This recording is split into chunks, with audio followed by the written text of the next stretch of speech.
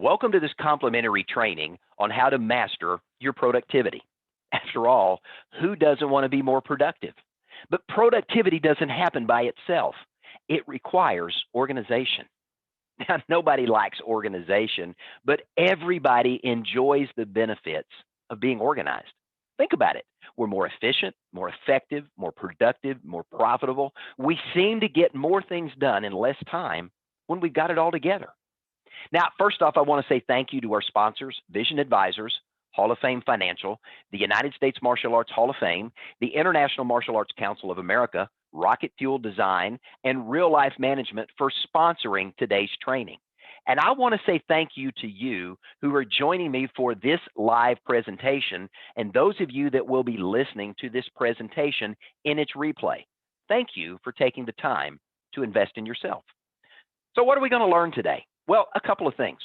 I want to, for the next few minutes, talk about a couple of practical tips to help you, number one, revisit your business. And number two, refine your organizational structure in such a way as we can improve productivity, efficiency, and profitability. You know, it's likely just a few simple tweaks to what you're already doing well can make a huge difference between doing okay, going up to bat and getting a single or a double, and then having an opportunity to literally hit it out of the park and score a grand slam. So if you haven't already done so, grab a pen and paper in case you want to take a few notes. And don't forget, I will be posting this video to the Black Belt Leadership YouTube channel so you can always revisit this training later. It'll also be posted in the training session on my website, beablackbeltleader.com. So are you ready to get started? Fantastic. Let's go. Now, who is this guy? My name is John Terry. I'm a two-time Martial Arts Hall of Fame inductee. I'm a best-selling author. I'm an international speaker, coach, and trainer, and I'm the founder of Black Belt Leadership. Now, what do I do?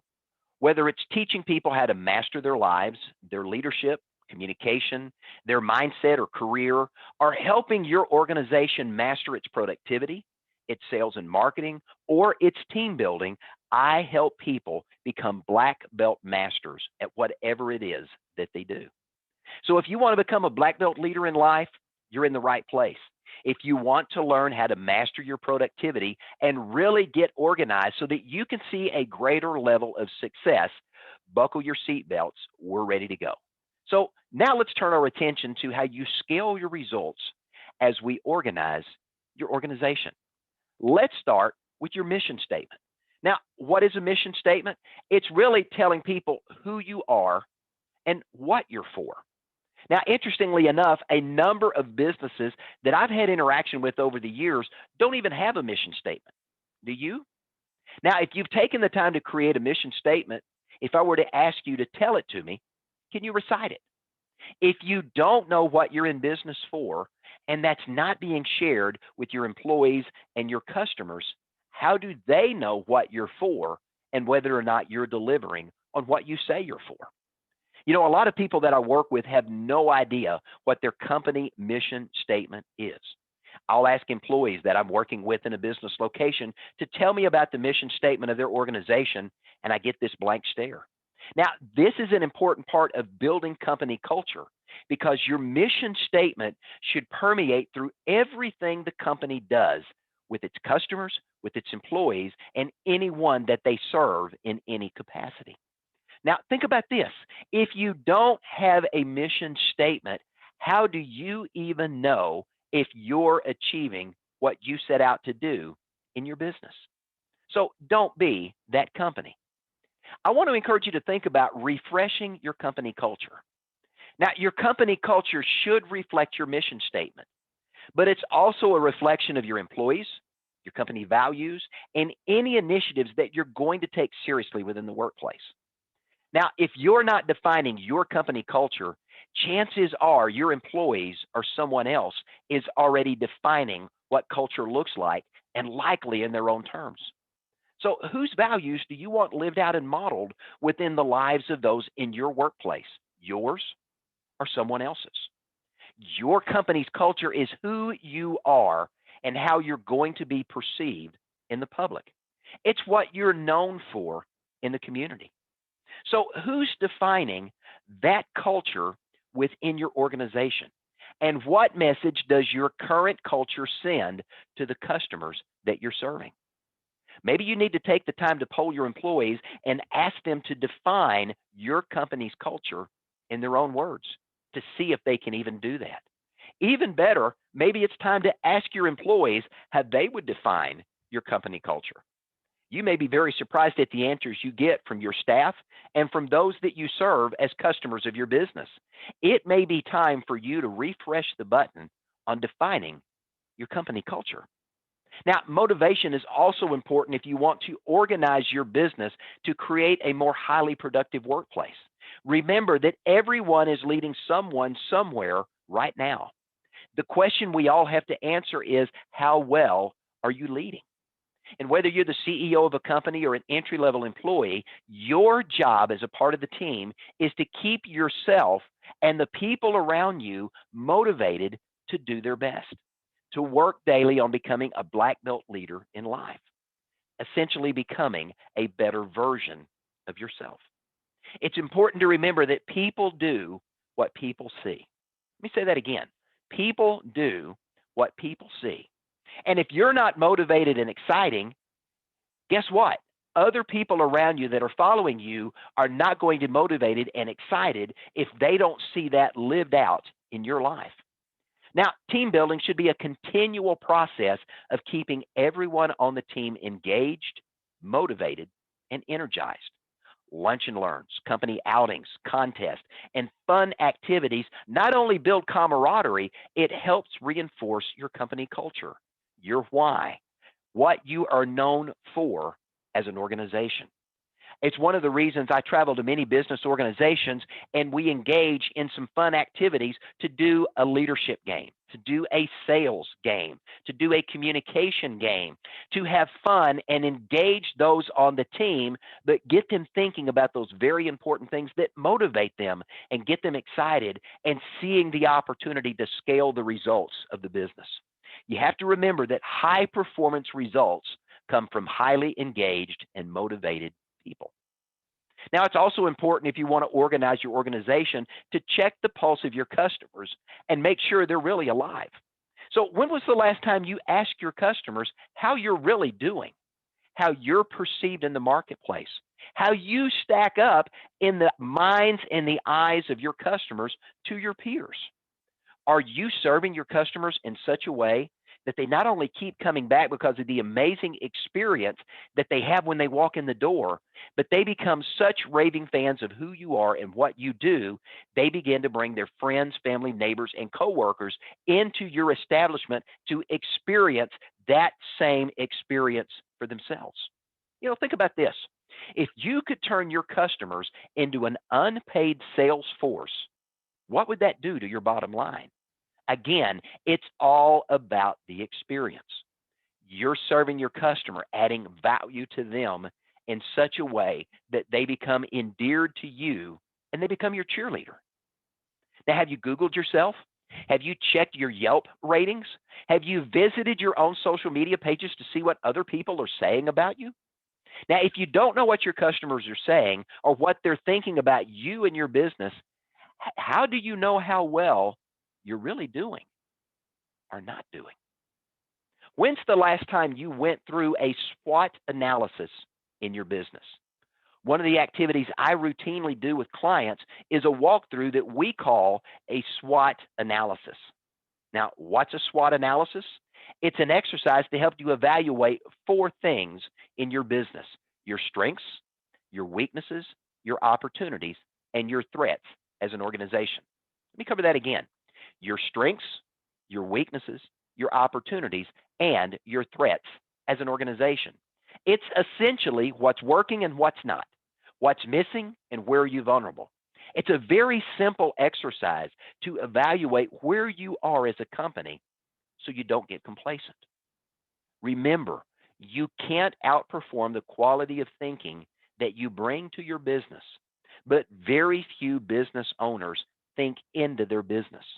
A SWOT analysis is a powerful tool that will cause you to stop, to pause, and to reflect on what's working, what's not, and what needs to change so your business can continue to improve. And once you've done a SWOT analysis, it's time to sit down with your team and to create some smart action goals. Now, why smart action goals? You want your goals to be specific, measurable, attainable, relevant, and time based. Let me give those to you again. A smart action goal is a goal that is specific, measurable, attainable, relevant, and time based. Now, having a big, hairy, audacious goal is great, but if that goal isn't specific, it can't be measured, you don't know whether or not it's attainable, it may not even be relevant to your business model today, and you don't have a timeline for achieving that big, hairy, audacious goal, is it really a goal or is it nothing more than a dream? So it's important to get really granular in your goal planning so that you can have the detail that you need to implement and actually attain the goals that you've planned out for your business.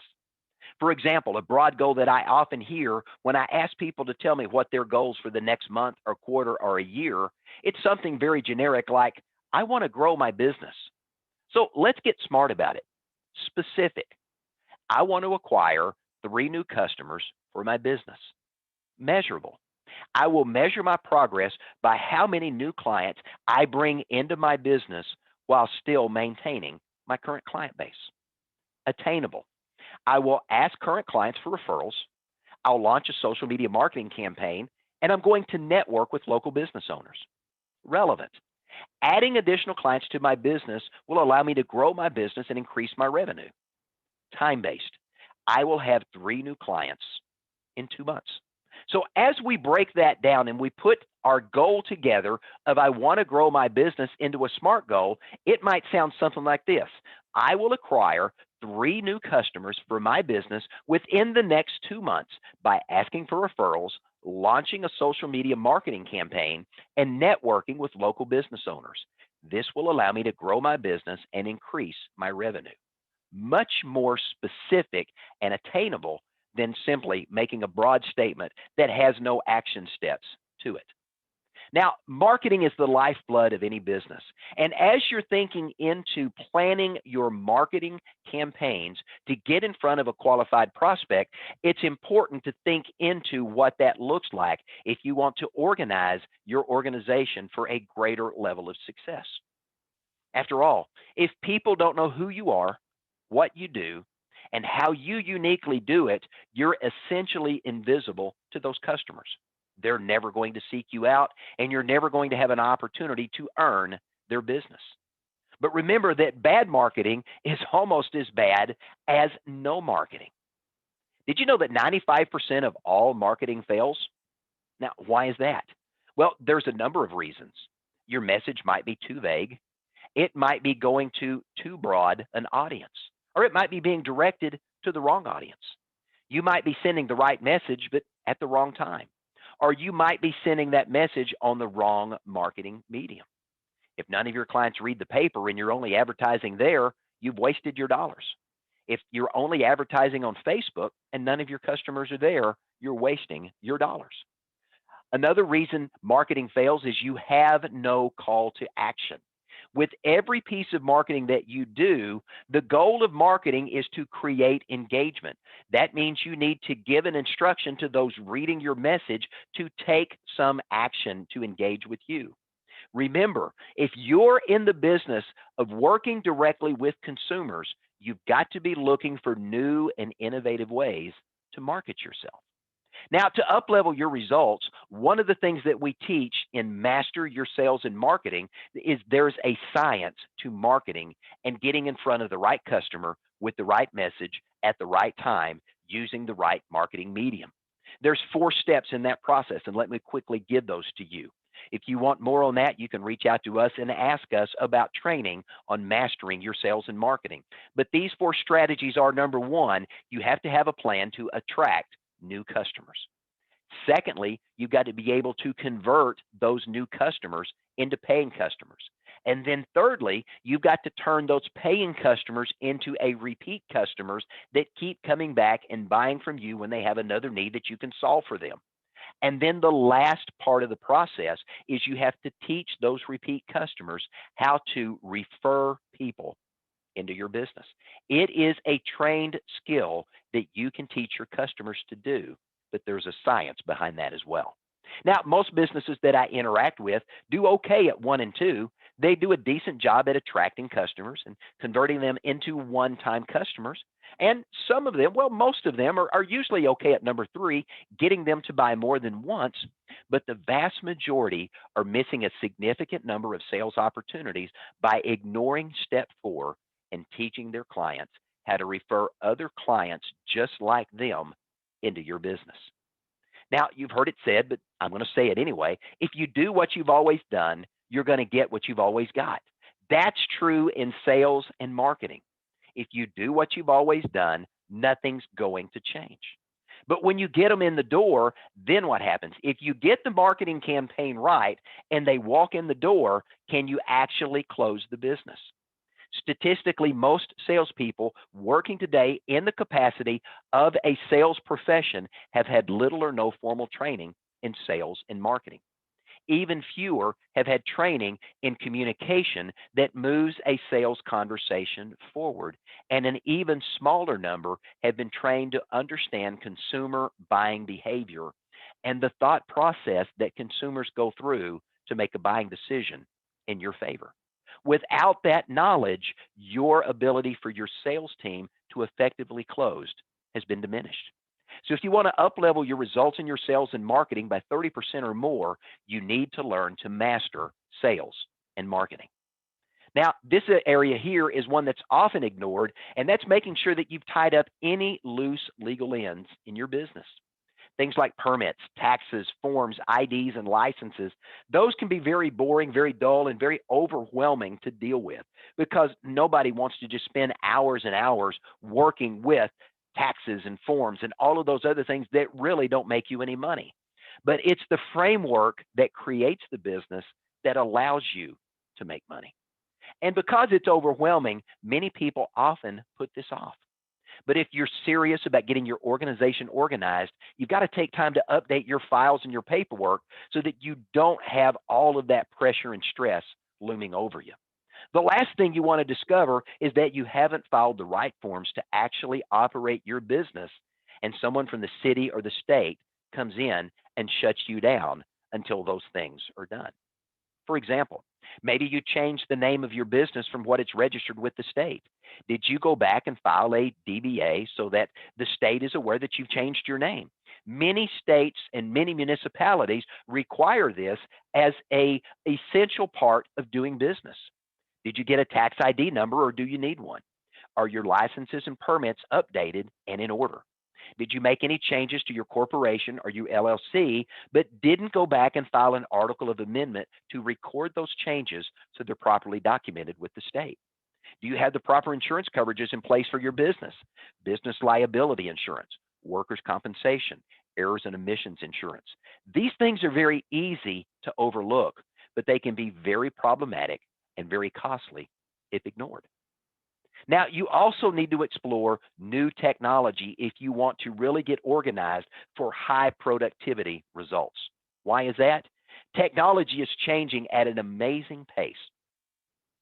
Every time I turn around, I discover a new app, a new software program, a new API integration that allows websites and software applications to talk to each other, cloud-based solutions that can improve efficiency, expand opportunity, or help me engage with the type of customers that I want to do business with or my clients want to do business with. Yet here's what I find. As I work with business owners and entrepreneurs across the country, many of them are content to work in a status quo environment.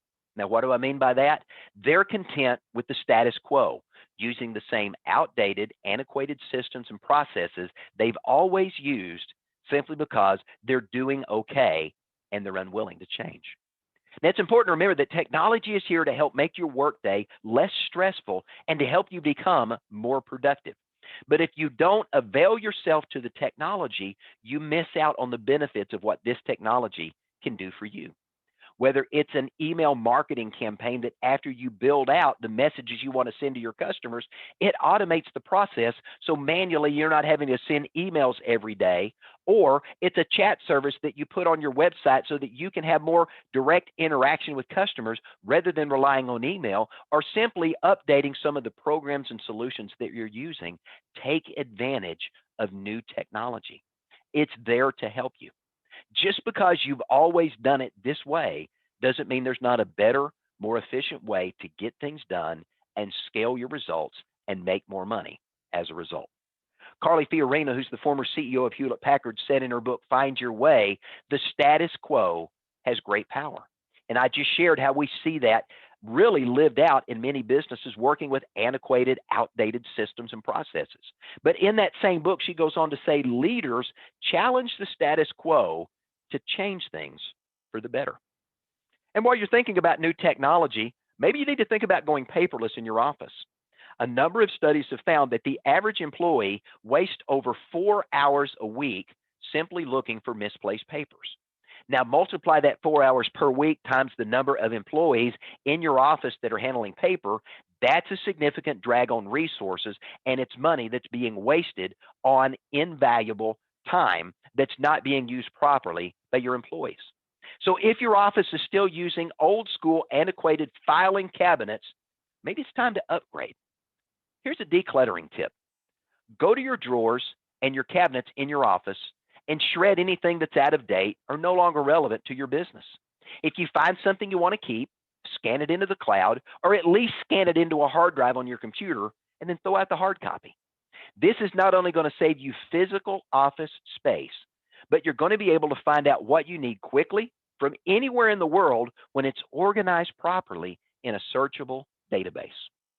Now, interestingly enough, local and cloud-based storage solutions and backup systems have gotten very, very affordable.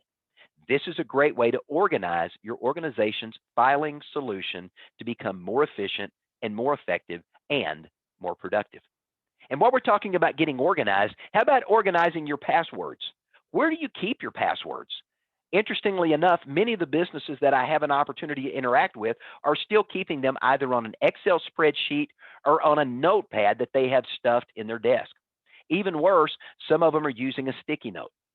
Now, if you're like most people, there's one of two systems that you're likely using to manage your password. Either you're using the same password for everything, which is a recipe for disaster, or you make up something new every time you create a new account, hoping you're going to remember what that new password was. And then every time you go to log back in, you've got to send an email to yourself to reset that password. Now, if you're just using one password for everything, you've set yourself up to be a hacker's best friend. And the second is frustrating, and it's a drain on time, energy, and resources. So here's the third option. Again, an optimization technique. Try using a lockbox for your passwords, an app such as LastPass.com or 1Password, the number 1Password.com. This is essentially a tool that you store all of your passwords in. It automatically updates those as they've changed. It's virtually impossible to hack, and it's one software solution that can live on your desktop and on all of your portable devices. And as long as you can remember that one password, you're able to organize all of your usernames and passwords and keep them updated all in one place. Now, while we're talking about devices, it's also important that you think about taking the time to tame your inboxes. I was listening the other day as I was driving down the road to a radio show, and they said that, interestingly enough, that the average Gmail customer today has nearly 5,000 unread emails in their inbox. I thought about that, and I thought, oh my goodness. And I began to ask some people I know, how many unread emails do you have in your inbox? And the numbers pretty much lined up. So if you're somebody who breaks out in a cold sweat every time you open your inbox to do business in your business, maybe it's time you get organized with your inbox. Let me give you 3 suggestions. Number 1, start filing away everything you no longer need to respond to. Create some folders outside of your general mailbox to stick the stuff into that's not mission critical to your business. Maybe those folders are for categories. or date specific or by sender specific or by a theme or topic that is important where you can store that information and refer back to that later. You've now decluttered your inbox and made it easier to find what you need to do business. Number two, think about unsubscribing to those emails that you get every day that the minute you get it, you immediately delete it and never even read it.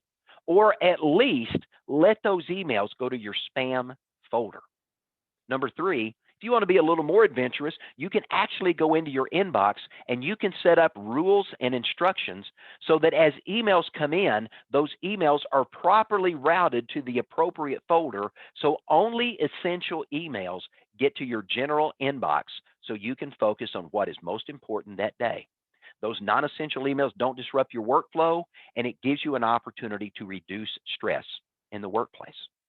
Now, it's also important if you want to organize for high productivity that you go through your website and your social media with a fine-tooth comb. So when was the last time you revisited your website, your social media pages? If you have, what's on there that's outdated? What's no longer relevant? What's not there that should be there?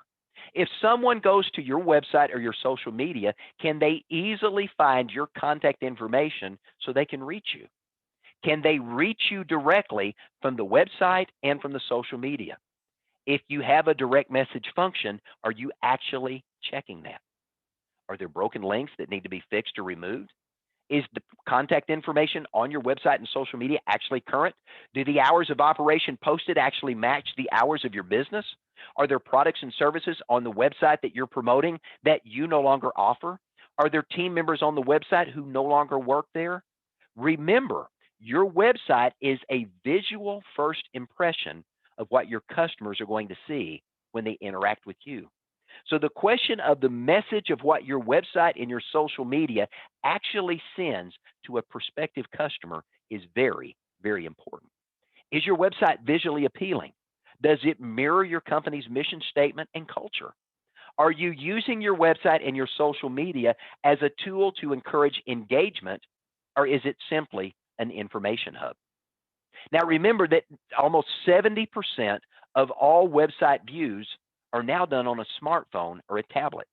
So the next question is your website auto-responsive? Does it automatically resize to fit to a smartphone and a tablet, and it's easily readable and navigatable? If not, you've got an old school website that's sending a message to your customers that you are not up to date with current technology. Lastly, is the message that you're delivering on your website and on your social media congruent with your other sales and marketing messages you're sending out? Now, inside the office itself, one of the last things I want to touch on the technology side is talking about your computer. One of the last things I want you to do before you leave today is to do this one thing. Declutter your desktop and update the software on your computer. Check to see if you're running an old version of Windows, Office 365, Chrome, Safari, Firefox, or whatever else you're using as a browser. Do you have antivirus software on your computer? And if so, has it been updated to protect you from the most recent threats? Does it also protect you from malware? Very important to remember that hackers today, both nationally and internationally, are employing some of the most sophisticated attacks that we've ever seen.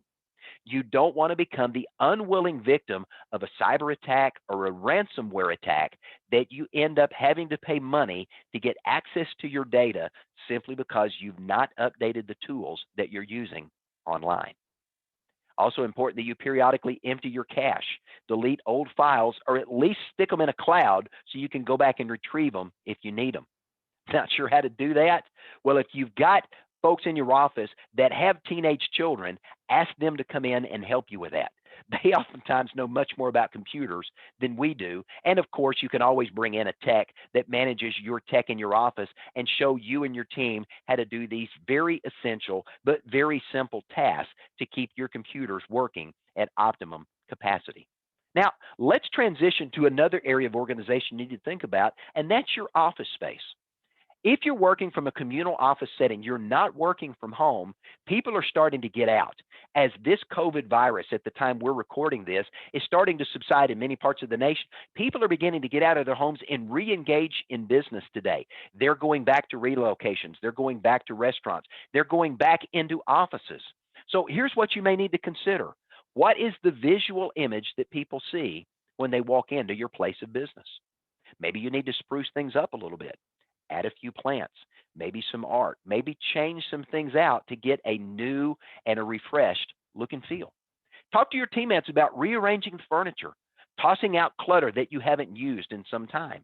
Remember, first impressions are important, and you only get to make a first impression once. So, one of the questions you want to ask yourself as you put yourself in the shoes of the consumer walking in the door to your business, what message is it sending when they walk in to your space? Now, if you've got a private office, the same rules apply. If you've got a home office and people come visit you there, the same rules apply. But also remember the visual perception of your office through Zoom or other video conferencing technologies is just as important as people physically walking into your room. And if you're using the virtual backgrounds that are now available on Zoom and some of the other technologies that are out there, invest in a green screen. Don't simply use those digital backgrounds and throw them up. I was recently talking with a customer that I was doing some business with over in Europe. And this particular lady had a virtual background behind her without a green screen. And as she would move, her head would warp, her hair would disappear, and her arms would fade in and out. Her chair would pop in and out of the video. It was very disturbing, and it was very distracting in the conversation. Think of the message that sends to your potential customer that you're not professional enough to spend 25, 50, $100, depending on what type of green screen you want to get, to put a physical green screen that you can project that image on that's going to be much more stable and give a better visual appeal. Now, it's important to remember that an organized office sends a psychological message to the customer. But more importantly, it sends a message to you that when your office is organized, it sends a message that this office is productive. And that equates to helping you be more productive when you're not having to fiddle through the clutter to work during your day. A professional look and feel can help keep you energized and motivated, and it also sends a great message to your customers. Now, when we think about your office, it's also important to look at the tools you're using in your office.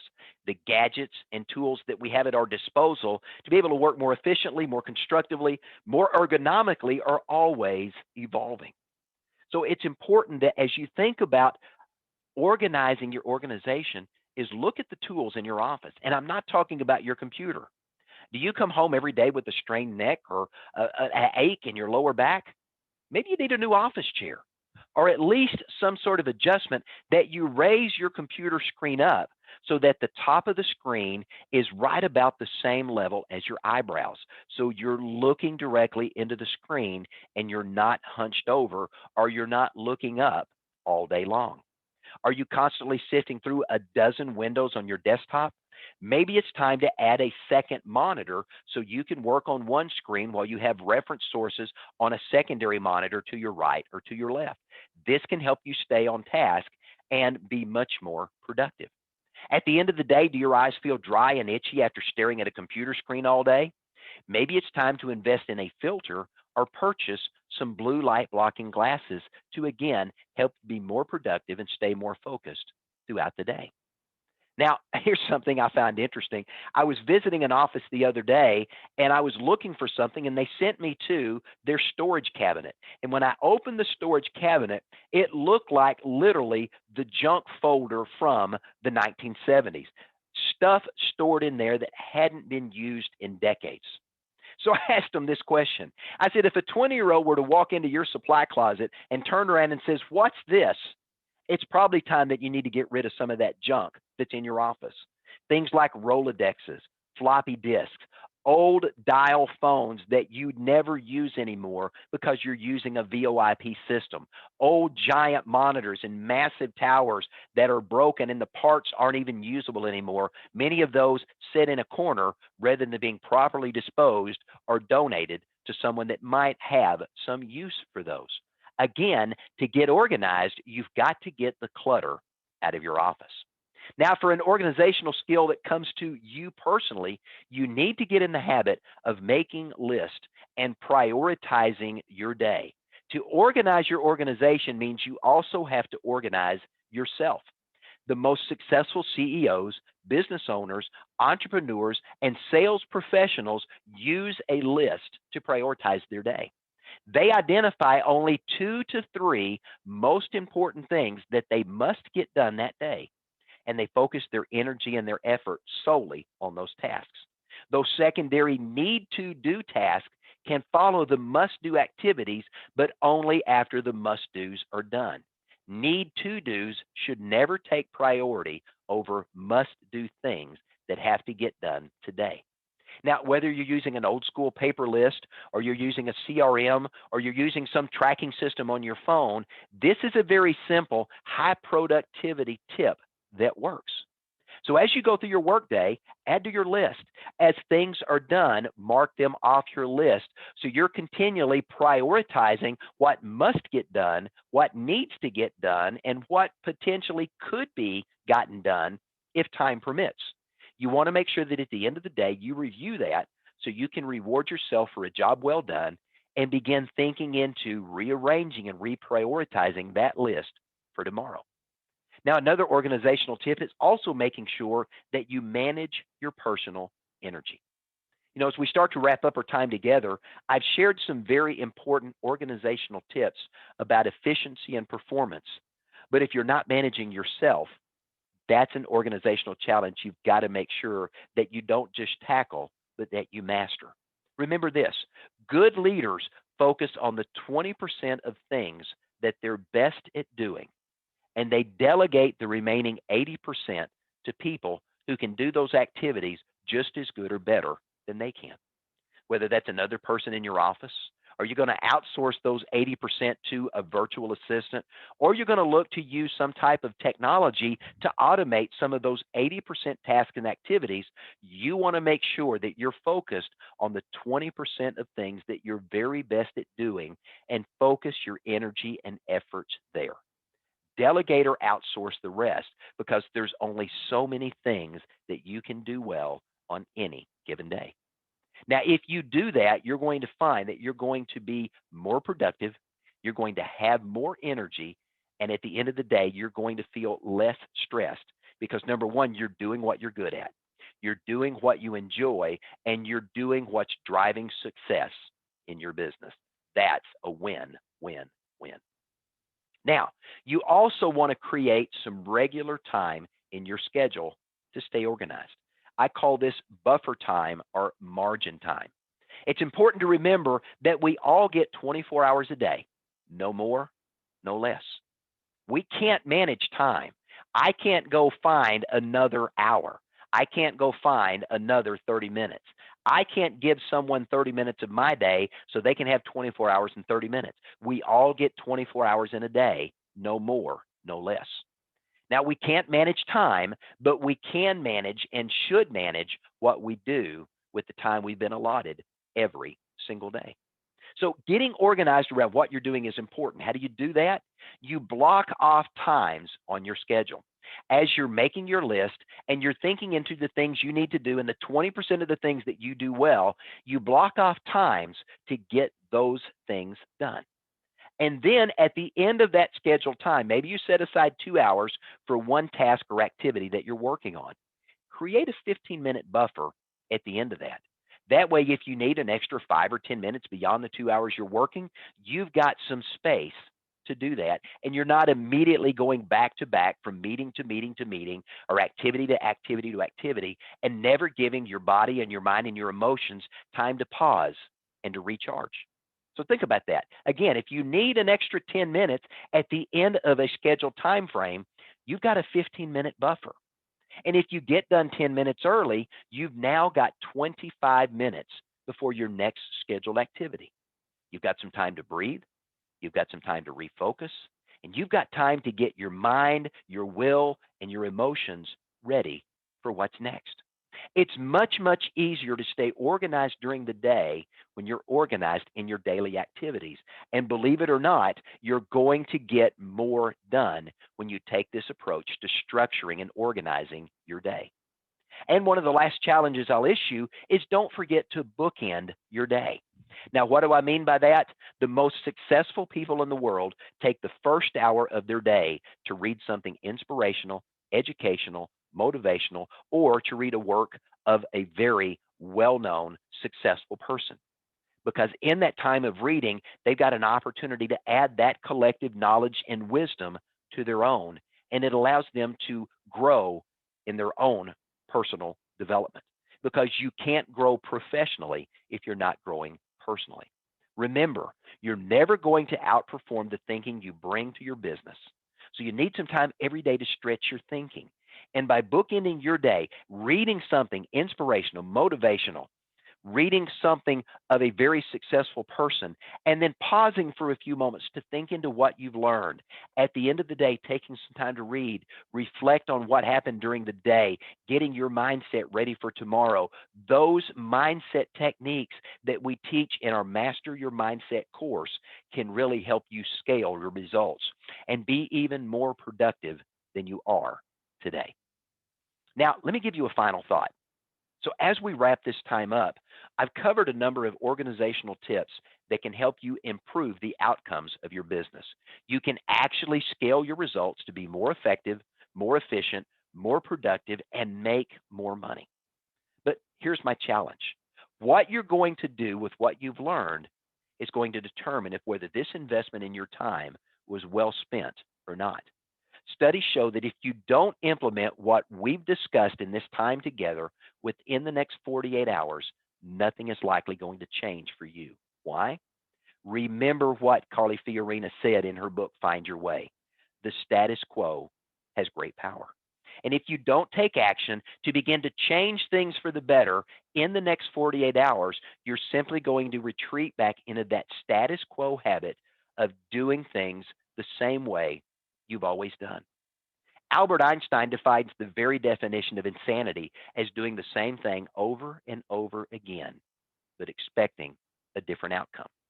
Now, what you're doing now may be good, and you may be very good at what you're doing, but it's important to remember that good is the enemy of great. Success is for a moment, but significance is for a lifetime. And if you want to be significant and you want your business to make a significant impact, that greatness only comes from a continued effort to improve, to grow yourself, and to become a better version of yourself every single day as you focus on truly becoming a black belt leader in life. So if you've got questions or you need some help putting an organizational plan together, please reach out to our office. It's what we do. We're here to help you become a black belt master or whatever it is that you do.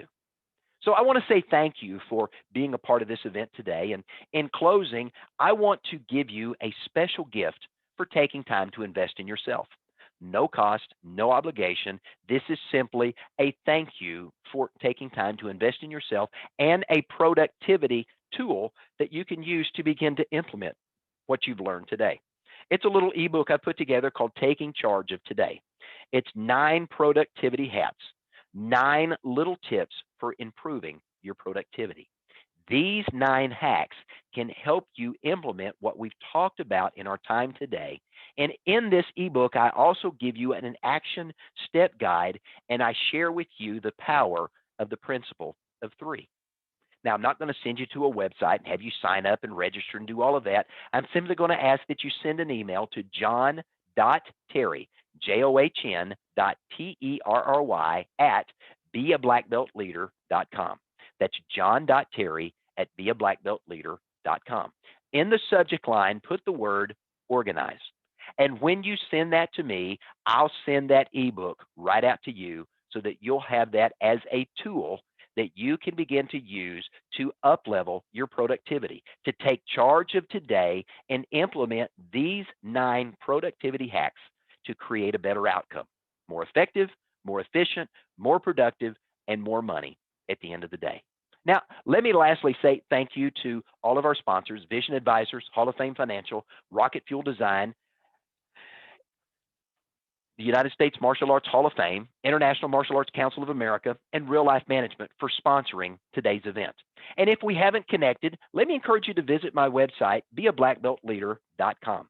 While you're there, you can register for my free weekly leadership newsletter. It's a blog I write on current events and observations in leadership, communication, mindset, emotional intelligence, and other areas that can help you grow and you can use as a free resource to help your team grow as well. And while you're there, be sure and visit my Contact Us page and begin to follow me on the social media platform or platforms of your choice. Virtually every single day of the week, Monday through Friday, we're posting a tip, a tool, a resource, an idea, a video, an image, or something to motivate you, to inspire you, to get you thinking about how you grow yourself as a black belt leader in life. I also have a podcast that you can find on anchor.com where once a week we share leadership insights that you can use for yourself, for your own personal journey, as well as those that are following you. Lastly, we have a YouTube channel, the Black Belt Leadership YouTube channel. Check that out, and we've got a number of training videos there, and those videos can also be found, many of those, on the training tab of beablackbeltleader.com. Hey, again, I'm John Terry, the Black Belt Leader. I want to say thank you for joining me and spending some time with me today as we talked about how to organize your organization. Don't forget, you can get that free gift, Taking Charge of Today, those productivity hacks, by sending an email to john.terry@beablackbeltleader.com. Put the word organize in the subject line, and we'll get that right back out to you. Again, thanks for joining me, and have a great day.